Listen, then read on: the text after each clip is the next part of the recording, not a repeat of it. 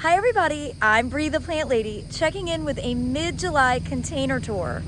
All of my pots are doing super well, so let me turn this camera around so that you can see up close. As you can see here at Dennis's bench, these pots are rocking and rolling. I actually was just out harvesting ripe tomatoes here, and I harvested beautiful red peppers from this pepper plant. I've been harvesting tomatoes off of this, which I think is a San Marzano. You can see it's just growing and growing and growing and growing. It has been drying out, this pot. I did put a saucer under it, but it's amazing how they do have to be watered every single day at this time of year. Over here, these containers were potted late, and this is actually some of the turmeric that I bought from Southern Exposure Seed Exchange back at the Georgia Organics Trade Show in February. And I'm thrilled to see how quickly it's growing. This is white turmeric, and this one is yellow. I have another variety that just sort of broke dormancy, so I'll be potting that. This tomato is my favorite. That's cream sausage. It's supposed to look this way. This is totally normal. It always just has kind of foliage that looks a little bit weak, but it's not. It's a super strong grower. Of course, the sweet potatoes are really doing great, and the lantana is really helping prevent the deer from coming through and nibbling, as is the plectranthus in this pot. If you've never grown plectranthus before, you really need to put this on your must-grow list. It's a really pungent smell, and animals do not like it at all. Well, here at the Carolina Garden House, our Airbnb guests have had a fun time harvesting ripe tomatoes. I can't believe how tall these plants have gotten. I've got them tied to the railing, which is kind of ideal. And you could see some of these were trial plants. And yeah, that fuchsia is still alive, but it doesn't look very good. However, this portulaca is awesome. And these geraniums have been flowering ever since the day I potted them. So two out of 3 in this pot is not a bad scenario. And you can see over here, these tomatoes, lots of fruit coming. They're so pretty at that stage, and they're all different colors. The Amazel basil is truly amazing. I do need to come and give it a hard prune. And actually, I'm gonna do that tonight. My method is simple. I'm just gonna cut it way back, probably to here, and I'm gonna just bring the whole thing in, turn it upside down, and hang it in my spare bathtub and let it dry. I have found that the most practical way that I use basil is actually dried as a spice. So that's really how I'm gonna go ahead and preserve a lot of it. I'm gonna do it this year to give as holiday gifts. This dried basil is just really practical, and everybody eats it. Well, you can see these pots of rice look awesome. They're doing everything that they're supposed to do. It's been a struggle to get rice established this year just because we've had so much rain. Like, it's been raining basically every day. I'm not complaining, I am just acknowledging. You can see these pots with no drainage holes. You know, it's holding water. I treated this with the BT Dunk so we don't have any mosquito larvae. It's a super important part of it. And as I make my way into the backyard, you can see these are more cream sausage tomatoes. So this is what they're supposed to look like. They are not sick. This is normal. It's probably one of the reasons that people don't grow more of them, because they don't look the same as all of the other tomatoes, but this is actually their normal habit. So these were done about 2 weeks later than these. And there's no denying, straight up soil cube and veggie mix by soil cube, that is the best way to grow tomatoes. You can see these are actually in the bags, and it's recommended to do tomatoes in veggie mix. these are bags of soil cube that I've actually been growing directly in for 3 years. And, well, look at how healthy these are. I know that, again, this is the habit of cream sausage. They look a little weepy, but they're totally healthy, and they're setting a lot of fruit. And it's hands down my absolute favorite tomato. So I'm really, really stoked to get to finally have my favorite tomato in the kitchen soon. Now these pots that are mixed with zucchini and Treasure Island sweet potatoes are looking awesome. You know, here's the thing, you don't have room for a vegetable garden, just get a couple of big pots. If I haven't demonstrated that, I don't know what else to say. I don't have very many vegetables growing in the ground this year because they're so much easier in containers. I've been harvesting zucchini, and that makes me very happy because it's my favorite vegetable and it's something I eat basically every day. I'm just searching to see if I missed any. See lots of good flowers. And of course, at the end of the season, I'll just turn these upside down and harvest the sweet potatoes. So it's definitely the easiest way to grow sweet potatoes. And I think this combination is really quite ornamental. We have all the different varieties of the Treasure Island sweet potatoes represented. Remember, these are edible ornamental. So they look beautiful, but they also produce edible tubers, and you can eat the foliage. I can't wait to do a weekly garden tour because, you guys, the garden looks amazing. I mean, we have been really spoiled with consistent moisture, and it's been very, very hot, but that's good, you know. That's what it's supposed to be. But if you see behind me, we did that. It'll be a week tomorrow from seed. Everything's germinating. It just makes me so happy. And, you know, I think that there's a lot to be said for growing things from seed, keeping your higher maintenance plants in pots. And that's why all the tomatoes are in containers here. Holy smokes, do I ever have some blueberries that I need to harvest? Look at that. So I'm in here in the fire pit now where I have a ton of containers. And, you know, I was saying to my intern, Emily, how this is very strategic. It's so that, you know, every day, come with a hose. It's super easy to water. And for a normal person, this is, you know, you might only want 3 or 4 pots. You know, I do way more than that because I use these as examples and hopefully inspire other people. And on that note, I'm very excited to tell you that this platform that I've been working with since the pandemic, so since 2020, is finally ready to like go live and be out there for the world to experience. It's called Peppermint. And I am adding a link in the description for you to click, and you will get 3 months free to peruse and use this website.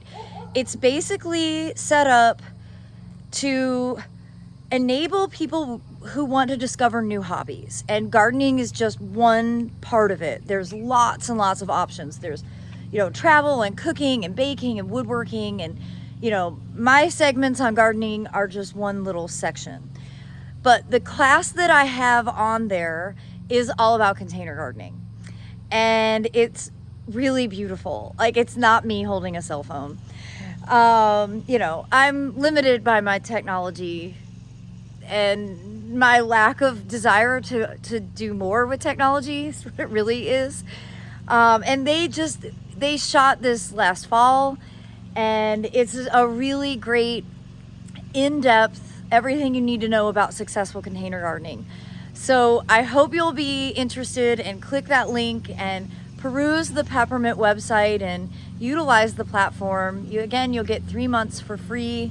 So I hope that will provide you some excitement, entertainment, and maybe some new, cool, fresh ideas. I really have been enjoying their live tours, and they just today asked me if I would do one. And so we are looking at early August, where I will do a live garden tour walking around and actually like answering your questions in the moment. And you know, I've been intimidated to do that because it's literally just me holding a selfie stick, but I'll have some technical help, so I think it'll be really fun. So I hope you'll click that link and check it out, and yeah, just enjoy yourself. All right, let me show you everything that's growing here in the fire pit bed. First of all, Reginald, and then succulents. Look at these succulents, they're so beautiful. They really don't mind the excessive moisture. They grow really well in the heat with water. I know they can grow without water, but they really fill out fast when they get ample moisture. Now, speaking of ample moisture, these tomatoes are doing incredibly well. And I think I need to figure out some taller staking. Look at how many tomatoes are on this plant. These are grafted heirlooms that I got from the Chatham County Master Gardeners, and they are the best, period. They are the best. Look at here. I cannot wait for these to ripen. Oh my gosh, look at how big that is. Oh God, I love tomatoes so much. I see a couple that are nearly ripe. We're actually heading to my parents' tomorrow, so I'm gonna bring a bunch of ripe tomatoes, and oh, look at how perfect. Oh, how amazing. Of course, you know, that is a tomato planted with a blueberry, and this big stripy one is in with a hydrangea, which I just think is the most amazing combination. And then another one with a blueberry, and that's this Roma. I think this is a San Marzano. And look at this one. I mean, have you ever? It's basically like the vision of summer. When you say you garden, this is basically what people envision, right? It's just big, fat, juicy, colorful heirloom tomatoes. Oh my gosh. Oh, I cannot wait to eat this. Now, I have lost some tomatoes, so you'll see these two pots don't look as full as they did. And that's because this one has blight in it. So I need to remember that I need to dump the soil out and fill it with fresh veggie mix from Soil Cube if I want to plant tomatoes in it. Because it died a couple days ago. It got the wilt, and that's it. Then they just expire.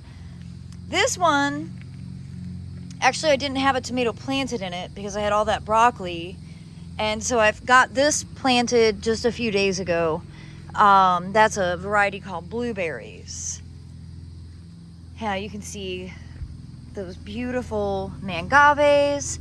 And over here, these combos are doing really well. Not as many tomatoes. I'm not exactly sure why, because they kind of all get the same treatment, but interesting observation. And I basically just need to get couple more of these cattle fence panels and put them over here so I can properly stake those tomatoes. Well, all along this side of the greenhouse, everything's doing well. You can see there's a tomato in here mixed with ginger and Asclepias. All the raspberries. Hopefully we'll get, yeah, we are. They're gonna start flowering again. So we should get another round of fruit. And same thing here. These beets that Aiden and I sowed a couple of months ago are doing really well. And look, they've got cute little baby beet roots down there. So we sowed them a bit tight. So I actually was originally just planning to eat the greens, but I'm glad we didn't. We're just gonna let them grow a bit longer. And I love beets.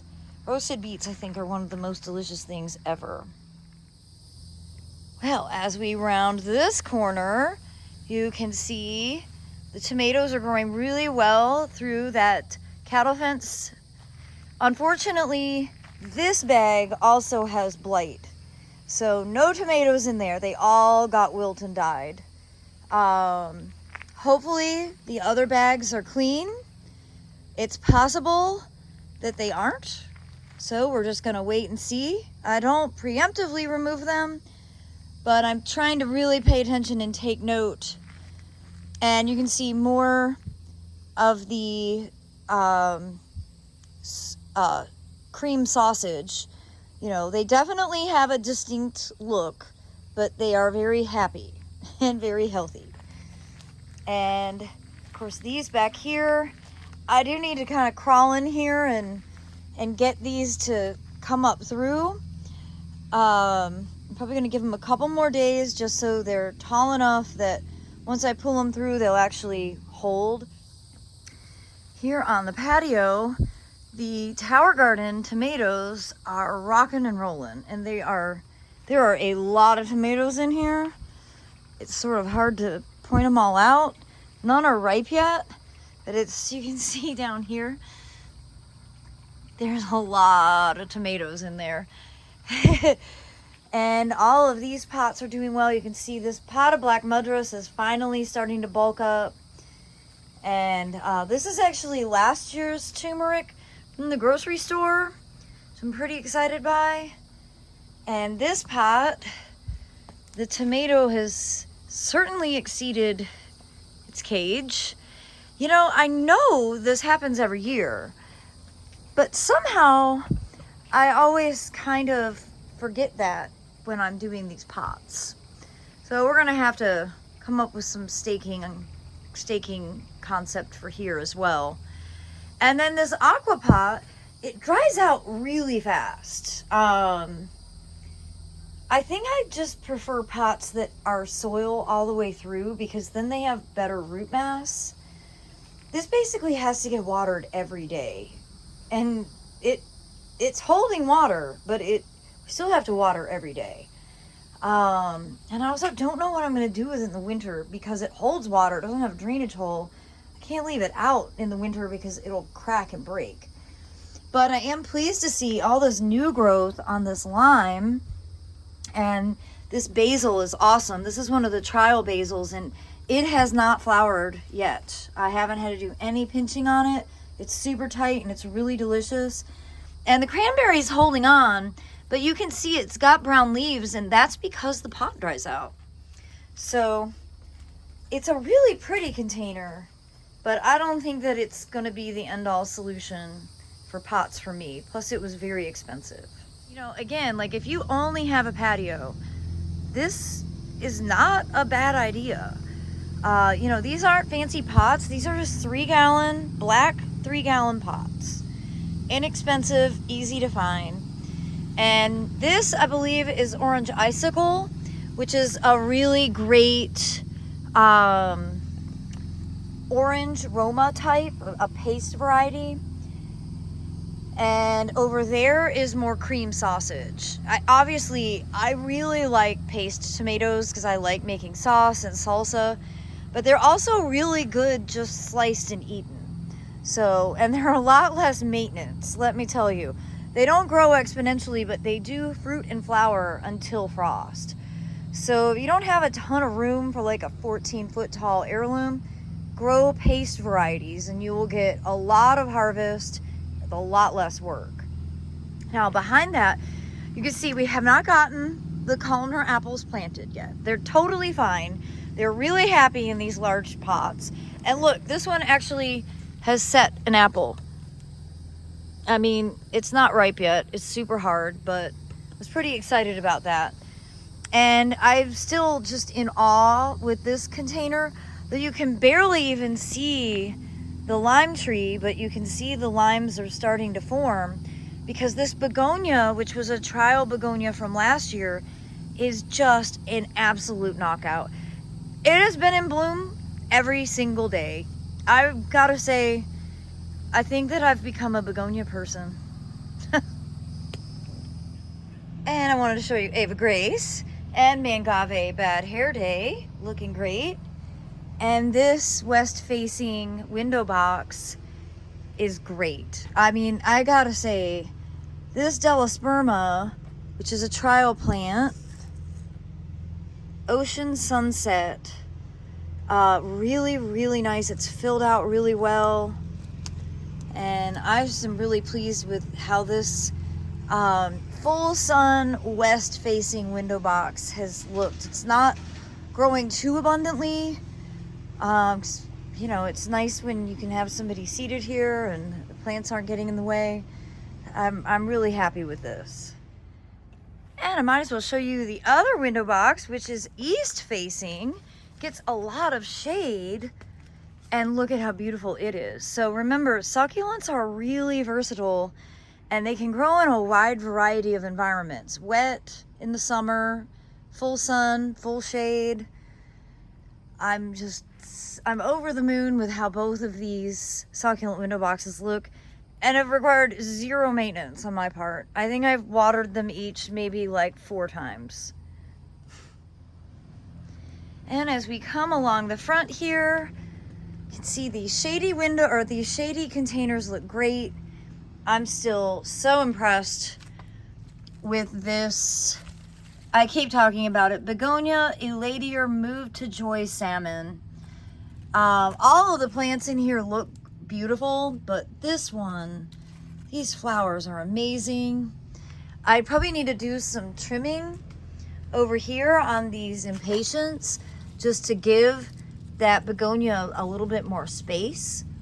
But shout out, these impatiens are really quite beautiful as well. And of course, these colorful varieties are wonderful. I mean, this is I didn't think I was a begonia person, and now it's obvious that I am.